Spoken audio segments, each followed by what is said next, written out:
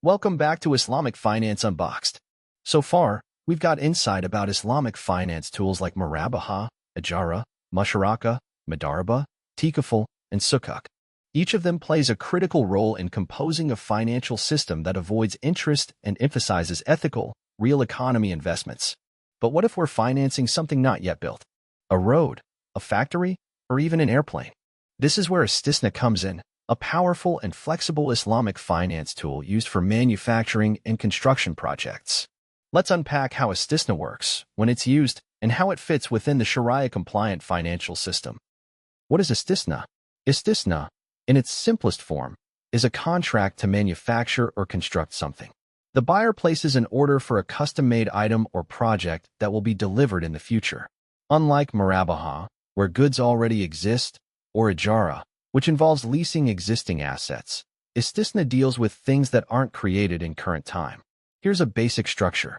The buyer, called the mustasni, commissions the manufacturer or contractor, known as the sani, to produce or build a specific item or project. The parties agree on specifications, cost, and payment terms. Delivery realizes at a future date, but with flexible timelines, not rigid like in a salam contract. One of the unique aspects of Istisna is that it does not require full prepayment. Payments can be made up front, paid in stages, or given entirely at the end. This makes Istisna highly flexible and appealing in real-world financing. The payment timeline is one of the most critical points of fiscal systems. Why Istisna designed? Islamic finance bans the interest-based loans. So, if a client needs a factory built or an aircraft manufactured, a conventional loan with interest isn't an option. That's where Istisna steps in. It enables Islamic financial institutions to fund long-term, capital-intensive projects while complying with Sharia. And because the asset is manufactured or constructed over time, Istisna supports real economic activity, a core principle in Islamic finance. In other words, money must be tied to real goods or services, not speculative profits. Istisna makes this possible, even when the asset doesn't exist yet. But what will happen if the planned, forecasted, committed actions not realizes? How it works in practice. Let's walk through an example. Imagine an airline wants to acquire a new plane. It applies to Islamic Bank for financing. The bank doesn't just loan the money, instead, it uses Istisna. Step 1.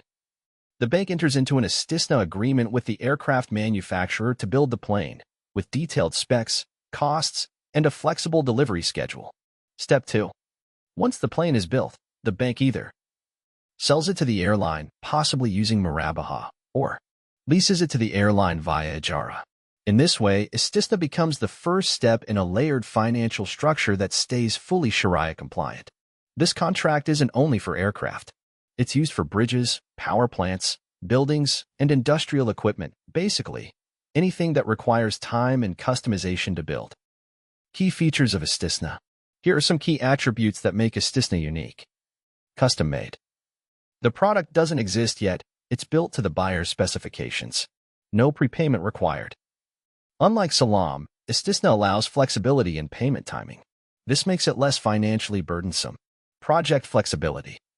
The contract can allow for adjustments in delivery time or cost due to unforeseen changes, as long as both parties agree. Asset-based.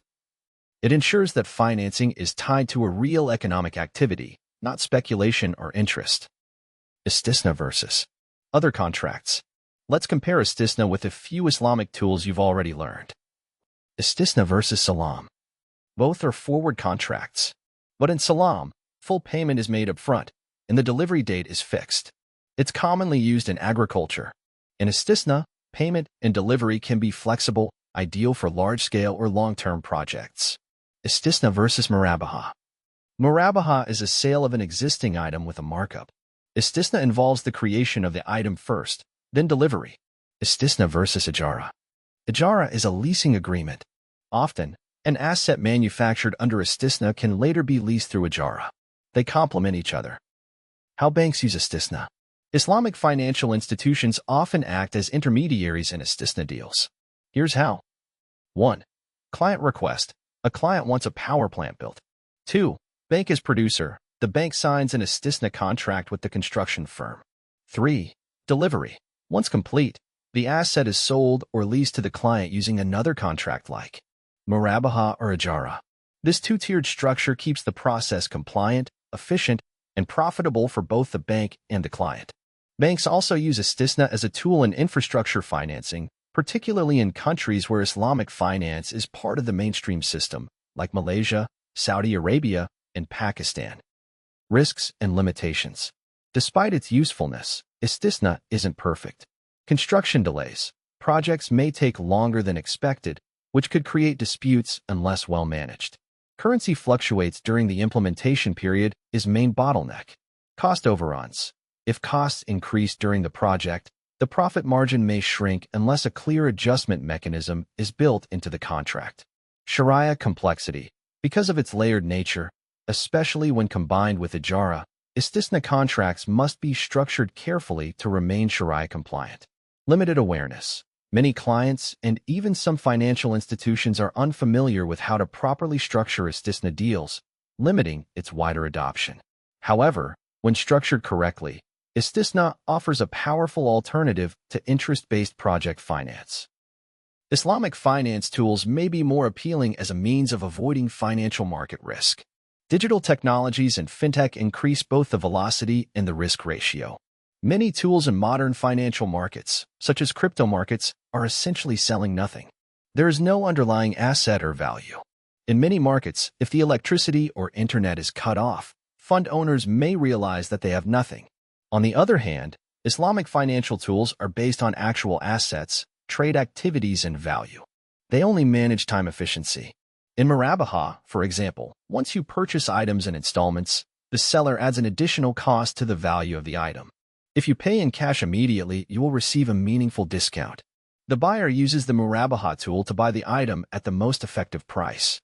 When paying in installments incurs an additional 10% cost, using Murabaha to buy at the best price with a 3% Murabaha service fee is a more logical choice.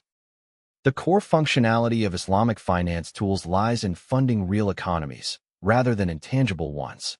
The 2008 mortgage crisis quickly paralyzed the financial system, from the USA to Europe. This was because the derivatives were not real assets. They were based on the probable healthy repayment of mortgage credits. However, if the assumption collapses, an unavoidable chain collapse will occur. So that's Istisna in a nutshell, a tool that enables Islamic finance to support manufacturing and infrastructure in a fair, ethical, and Sharia-compliant way. It's all about building the future, literally, without relying on interest or speculation. In our next episode, we'll explore Salam, another forward contract in Islamic finance, especially relevant for agriculture and commodity trading. If you found this video helpful, don't forget to like, subscribe, and share. This is Islamic Finance Unboxed, where we simplify the principles behind a faith-based economic system. Until next time.